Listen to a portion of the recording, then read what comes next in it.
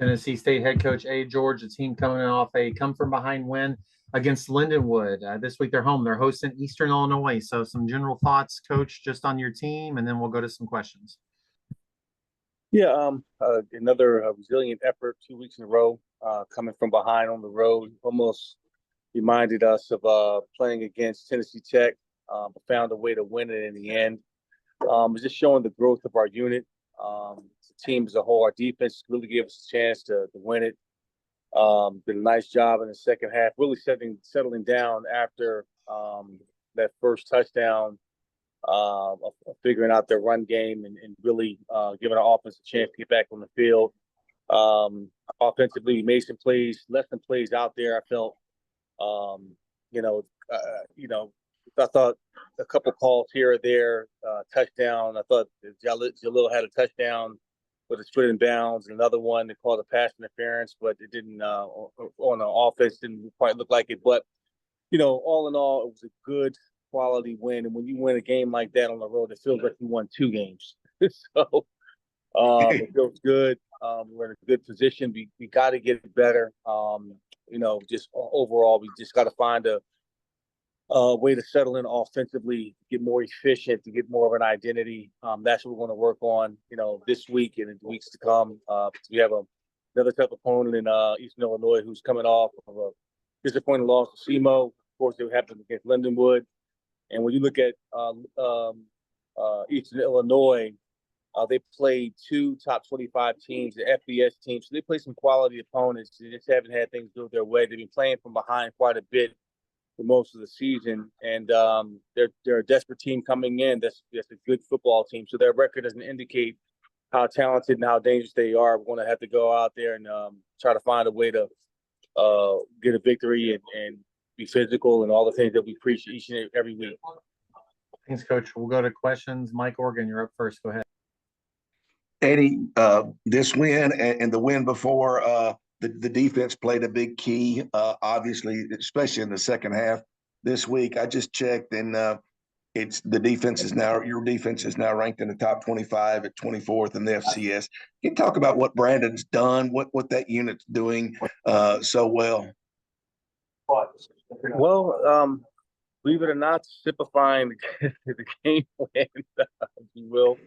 We had a lot of young guys coming in, and they're starting to buy in. They do a nice job of giving them a picture, putting stuff on their plate that they can handle. Joe Bowden, our linebackers coach, did a good job of settling our young guys' eyes down each and every week. And really, it's been on the players coming in and understanding, what we're asking of them week in and week out. We don't put too much on them. We just let them go play ball, and they've been able to do that. We have a resilient group. So Brandon's done a phenomenal job of giving these guys just enough where they can handle it without overcomplicating things. So he's given us a chance every single week to win with the defense that he's been able to call. Some of the new guys, it seems like Ellis is in that group. And was Lamont Nelson around last year? I couldn't remember. Ahmad was around last year. Yes, he was. Okay. But Ganaway, can you talk about a couple of how those guys have meshed? Yes. Malik, he didn't play last week. He's out with the injury. But really, Jalen McClendon has been phenomenal. He played like a warrior, played hurt. He had a tough task to go take out the number one receiver. We put that on his plate to say, hey, take him out. This is your one-on-one matchup for the entire day. And we look forward to that. Did a good job against him. And, just who's showing up is in the run game, whether it's Eric or Book or Cam. Certainly Ellis is just been very physical inside the box. Our safeties are showing up in the run game, and they're making plays. I think the biggest difference between last year and this year is that we're getting the ball out. I think we've created won the turnover battle 4-1 this past week. Did a nice job of punching balls out, contesting the balls, and so forth, getting interceptions, and they're playing at a very high level right now. And finally, Boogie Trotter's been a key in that, in stripping the ball and getting turnovers. I know that you guys expected that from Boogie, and is it good to, obviously, it's very good to see that come to fruition, right? Yeah, well, we talk about it, and I have a tape committed specifically to turnovers, and it's called the ski mask way. We take away things, and we preach on the different techniques of how to punch the ball out. The tomahawk, or pick the pocket, or ripping the ball out by the knuckles. And I got a tape from Mike Vrabel 2 years ago where he emphasizes showing these techniques of how to flip the ball. And I introduced it to the guys 2 years ago, and I'm constantly reminding them in practice, hey, work on your technique, get the ball out, punch the ball out, no matter what, so we can get better at it. Well, that was 2 years ago. Now we're starting to see it pay off for us. So, these are the things that we preach day in and day out. And Boogie has started to become a master of his craft. Thanks, Eddie. I appreciate that. Okay, no problem. We'll go to Brandon. Go ahead, Brandon. Hey, Coach, how you doing this morning? Hey, Brandon, how you doing? I'm doing great, brother. Pretty good, pretty good. I got a little bit of a different setup here. I'm wrangling the children this morning. I see are those brand Jordans or Kmart Jordans in the background? It's just look, for legal reasons we had to change it up a little bit. I didn't want to get that good C and D letter in the mail. I know that. Amen to that. But wanted to kind of get you've already touched on your defense a little more.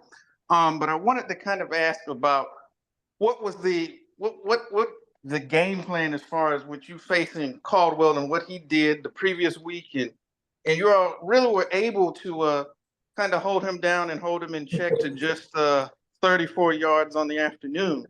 So what kind of was the game plan, and obviously you were able to successfully implement that. If you could just talk about that for a second. The game plan was, we knew they were going to go at number one, and really to stop the run. The run game was the threat, and they have two really good running backs, 0 and number 22. I'm sorry, I don't remember their names, but they set the tone. They were bigger backs. They made run after tackle. They broke a lot of tackles, and they break off a lot of big runs, and that sets up the play action game. So we said, okay, we're going to have to really be mindful of stopping the run. That's our number one deal. And on the outside, we say, hey, Jalen, here's your opportunity. Here's a challenge. You got him every day, all day. Wherever he goes, you go. He goes to the stands, you go in the stands. He goes to the bathroom, you go to the bathroom. And he took that on as a challenge. And, he got a beat on the first drive, didn't hang his head. He knew opportunities would come back his way. And we knew at some point they were going to try to dial him up, and we were mindful of that. So Brandon did a nice job all week long of just preaching, tackling, getting to the ball carrier, getting them down, getting red zone stops. And, that game could have got out of hand quickly. But turning those drives into field goals, was a big deal for us. And we were really, really good on third down. I think they were 3 of 8 or 2 of 8 or something like that all day on third down. So we were really good getting off the field on third downs. And then kind of turning the page, and you kind of touched on it a little bit with Eastern Illinois coming in. They're not sometimes your record is not indicative of how good of a team that you may be. And looking at some of the challenges they present, their quarterbacks actually, I believe, ranked second in the conference in terms of yards and things. So he can definitely spin it. So can you talk about some of the challenges that Eastern's going to present to you all on Saturday? Yeah, this group is well coached, technically sound. They went up there last year and got beat by them. They don't beat themselves. They just played some really good opponents and fell behind. I think they were up against Lindenwood, and Lindenwood came back to beat them 2 weeks ago. And of course, SEMO did what they did last week, but they crashed and clawed their way back into that game. I think the key is They have a really good running back. Talked about the quarterback. Their offensive line is solid. Again, we're going to have to be able to stop their running game. It all begins and starts there. The quarterback is very efficient. He gets the ball out. He knows where to go with it. So getting them behind the chains defensively for our defense is going to be key for us. Offensively, we've got to stay married to one idea, and that's just to be able to establish our run game, get Draylon going, stay ahead of the sticks, keep positive yards, not get too many tackles for losses. That gets us behind the chains, and you got to be able to stretch the field. So, we got our hands full yet again. Every week, these teams are similar that we're seeing week in and week out in the OVC. Well coached, disciplined. They can get out on you in a heartbeat, and you got to be able to fight and have grit. A lot of these ball games. So that's what it comes down to, Brandon. Okay, appreciate that. I know we're a little pressed for time, so I saved my last one for next week. It's No, answer it, man. That's my fault. I was late, so I apologize. Go ahead and ask it. Okay. One of the things we kind of want to do on our platform is to kind of help to create a more educated football fan, if you will.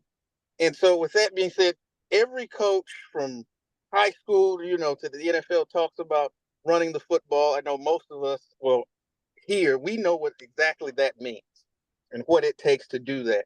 So really quickly, if you could kind of, to the layman or to the casual fan who may not understand necessarily the intricacies, when you all say, we have to run the football, what are some of the things, the bite-sized chunks, if you will, that go into effectively being able to do that and what that means?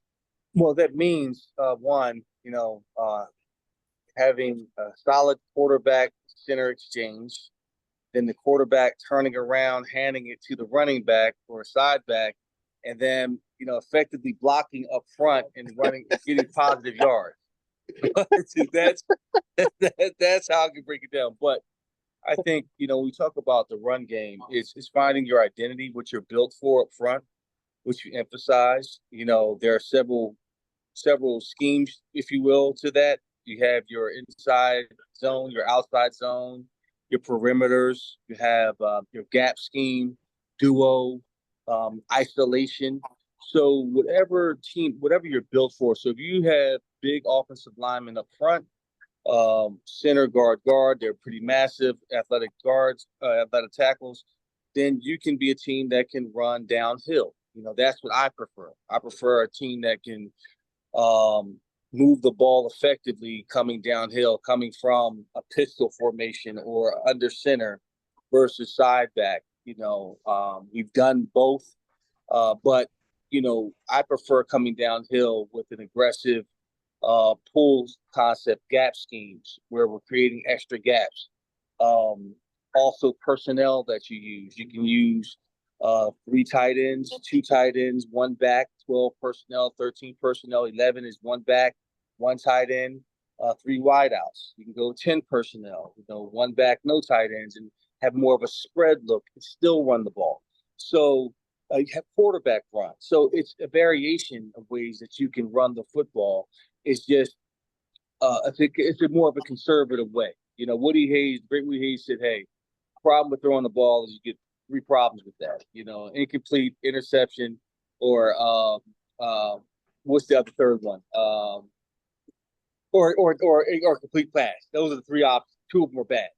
So I'm of that same mindset. I mean, I throw it when I have to, and I try to establish a ground game that sets up an effective passing attack.